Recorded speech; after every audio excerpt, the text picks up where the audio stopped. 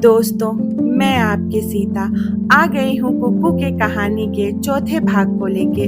दोस्तों, मैंने आपको बताया था कि कहानी का चौथा भाग इस कहानी का आखिरी भाग होगा, परंतु कहानी के कुछ लंबे होने के वजह से कहानी का पांचवा भाग ही इस कहानी का आखिरी भाग होगा।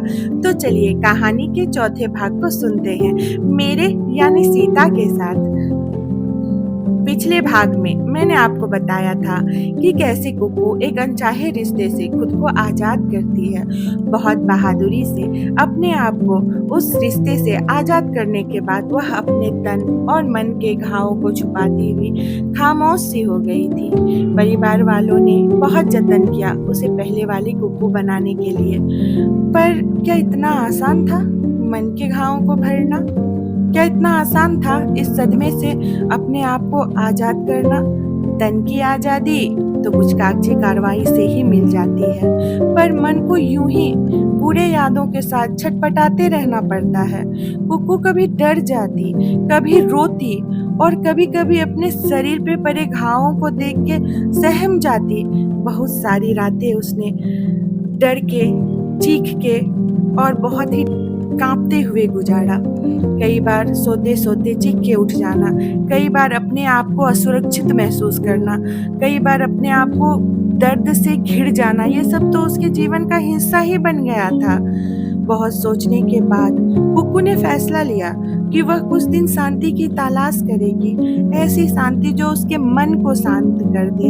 यही सोच वह कुछ दिन देवों की नगरी बनारस गई और कुछ दिन भगवान के चरणों में खुद को और खुद के गम को सौंप दिया और अपनी सारी बुरी यादों को न केवल तन से बल्कि मन से भी खरोंच फेंकने का कोशिश करती रही। अब दर्द थोड़ा कम पड़ने लगा था और हमारी कुक्कू धीरे धीरे सामान्य होने लगी थी। वह खुद को खुद से ही संभाल रही थी। ऐसा करते करते लगभग 6 महीने बीत गए। उसी समय एक शख्स की एंट्री हो चुकी थी जो दुनिया की सारी खुशियां लाकर कुक्कू के आंचल में डालने वाला था। जी हाँ, आपने सही सुना, एक ऐसा व्यक्ति जो कुक्कू का इंतजार कर रहा था, जिसका नाम था मयंक। कुक्कू को शायद इस बात का पता भी नहीं था कि ऐसा कोई है जो उसे पसंद करता है और आज भी उसका इंतजार कर रहा है। अब आप सोच रहे होंगे कि अगर मयंक कुक्कू को इतना ही पसंद करता था तो शादी क्यों होने दी? मेरा भी यही सवाल था, लेकिन बाद में मुझे समझ में आया कि यह मयंक का एक तरफा प्यार था। बेचारी कुक्कू को तो पता भी नहीं था कि दुनिया में ऐसा भी कोई है जो उसे सच्चे दिल से पसंद करता है। और मयंक ने कभी कहने की हिम्मत नहीं की। शायद उन्हें इस बात का डर रहा होगा कि यह सुन कुक्कू उससे मना न कर दे या नाराज ना हो जाए। और जब कहने की हिम्मत जुटाई तब तक तो कुक्कू की शादी तय हो चुकी थी। कुक्कू को खुश देखकर मयंक ने उसे अपनी फीलिंग को नहीं बताने का फैसला किया। वह अपनी मन की बातों को मन में ही दबा के रख लिया। अब इस बात से दुखी होकर मयंक ने कभी शादी न करने का फैसला ले लिया था, लेकिन किस्मत को तो कुछ और ही मंजूर था। जैसे ही उसे कुक्कू पर बीते हुए हालातों का पता चला, वह खुद को रोक नहीं पाए और उसी वक्त उसने कुक्कू का हाथ थामने का फैसला लिया। घर वालों के सामने शादी का प्रस्ताव रख दिया। दोस्तों, कोई भी माँ बाप ये तो कभी नहीं चाहते कि उनकी बेटी या बेटा पूरा जीवन एक दुख के कारण अकेले गुजार दे। कुक्कू के माता पिता ने भी यही सोचकर उसका दूसरा विवाह तय कर दिया। कुक्कू इन सब के लिए तैयार तो नहीं थी, लेकिन परिवार और समाज का सोच उसने भारी मन से हाँ कह दी। एक बार फिर लोग जमा हुए, हंसी ठिठोली हुई, नाच गाना हुआ और पूरा घर खुशियों से भर गया। मगर फिर भी कुछ खाली सा था और वह था कुक्कू का मन। कुछ उदास था तो वह था उसका दिल। कितना अजीब है ना, समाज के डर से हम इतने बंधे हुए होते हैं कि अपनी इज्जत, शान शौकत और अपनी मान प्रतिष्ठा के लिए कुछ भी करने के लिए तैयार रहते हैं। मैं समझ सकती हूँ उस समय कुकू के दिल पर क्या गुजर रही होगी, जिस रिश्ते ने उसे सबसे ज़्यादा दुख दिया और उस रिश्ते से उसने आज़ादी हासिल की। आज फिर वही रिश्ते जो खाली हो चुके थे, वहाँ पर एक नए शख्स की एंट्री हुई थी। उस जिस रिश्ते ने उसे इतने सदमे देकर के इस हालात तक पहुँचाया, वही रिश्ता उसके जीवन में फिर से जुड़ने वाला था और उसके आँखों के सामने वही पहले वाली शादी का मंज़र आ रहा था। खैर, शादी हुई। एक बार फिर कुकू ने अपने जीवन में नई शुरुआत की। हाँ, परिवार वाले थोड़े उखरे-उखरे से थे, लेकिन जो सबसे ज़्यादा खुश था, वह था मयंक। उसकी खुशी का तो कोई ठिकाना ही नहीं था। शायद उसने अपने जीवन में सबसे ज़्यादा से जिसे चाहा था, जिसकी सबसे ज़्यादा तमन्ना की थी, वह उसके साथ थी। बाकियों से उसे कोई फ़र्क नहीं पड़ रहा था। कुकू को इस रिश्ते को अपनाने में थोड़ा तो वक़्त लगा, क्योंकि कहीं न कहीं वह अब भी उस सदमे से उबर नहीं पाई थी। कहीं न कहीं वह खुद को इस रिश्ते के लिए तैयार नहीं कर पा रही थी। मयंक ने भी कुकू का पूरा साथ दिया कि वह उसको दिल से अपना सके।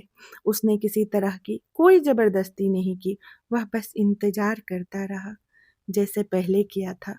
कुकू और मयंक लाइफ पार्टनर बनने से पहले एक अच्छे दोस्त बनना चाहते थे, एक दूसरे को समझना चाहते थे, एक दूसरे को जानना चाहते थे और दूसरा कारण यह भी था कि कुकू जिन परिस्थितियों से गुजरी थी, उसकी वजह से वह जल्दी किसी पे भरोसा नहीं कर पा रही थी। कभी वह रात में डर जाती, जैसा कि मैंने पहले आपको बताया था। मयंक उसे सँभालता, जब-जब वो रात में डरती, चीख के उठ जाती और वह बहुत दुखी होकर के पसीने-पसीने हो जाती। उस वक़्त मयंक ही था, जो उसको उस समय उबारता, उसका पसीना पोंछता, उसको उस हालात से निकालता और बहुत ही प्यार से उसको सहेज करके समझाता कि वो दिन चले गए, अब खुशियाँ आ रही है। यूँ ही दिन गुज़रे, हफ़्ते गुज़रे और महीने भी गुज़रे।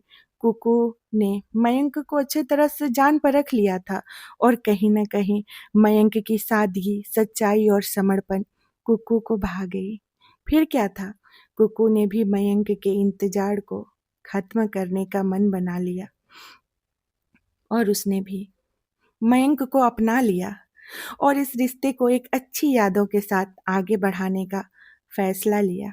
दोनों एक दूसरे की खुशियों में ही खुश होने लग गए और एक दूसरे के साथ ज़्यादा से ज़्यादा समय बिताने लगे।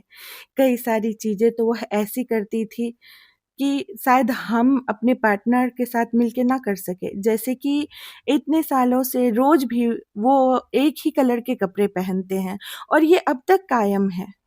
मयंक कभी कुकू के पसंद का खाना बनाते हैं, तो कभी कुकू के पसंदीदा जगहों पर उसे घुमाने ले जाते हैं। इन दोनों के ने ऐसी बहुत सारी खट्टी-मीठी यादों को अपने जीवन में महसूस किया और अगर मैं बताने बैठूँ तो उन दोनों की इतनी खट्टी-मीठी यादें हैं कि शायद ये 5 भाग नहीं 10 भाग की कहानी बन जाएगी। इसलिए बस आप इतना समझिए कि यह सब से कुकू बहुत खुश थी और अपनी ज़िंदगी खुलकर जीना भी सीख ली थी। शादी के कुछ साल के बाद उनके जीवन में एक और अनोखा रिश्ता एंट्री लेने वाला था। एक छोटा-सा मेहमान आने वाला था। जी हाँ, कुकू अपने जीवन की दूसरी ज़िम्मेदारियों की तरफ कदम रखने वाली थी। अब वह केवल एक बीवी नहीं, बल्कि माँ का भी किरदार निभाने वाली थी। दोनों के जीवन में आए इस खुशी के मौके को वह खुल के जीना चाहती थी और जी भी। मयंक ने भी इस बीच कुकू का बहुत ख़्याल रखा। गोद भराई के दिन घर वाले किसी कारणवश नहीं पहुँच पाए, तो खुद मयंक ने सारी साज-सजावट की, यहाँ तक कि उसने कुकू को फूलों से सजाया और अपने हाथों से सारे रीति-रिवाज और सारे गोद भराई के रस्मों-रिवाजों को निभाया। जल्द ही वह दिन भी आ गया, जब कुकू के हाथों में एक नन्हा-सा फ़रिश्ता था। उसकी छोटी-छोटी उँगलियों ने जब कुकू के उँगलियों को थामा, तो कुकू की खुशी का कोई ठिकाना नहीं था। यह एहसास कुकू के लिए बिल्कुल नया था और अब कुकू नए पड़ाव, नई ज़िम्मेदारी से बंधने जा रही थी। एक माँ की ज़िम्मेदारी, जो शायद सबसे आनंदमय तो होता ही है और हाँ, सबसे कठिन भी। तो दोस्तों, ये था कहानी का चौथा भाग।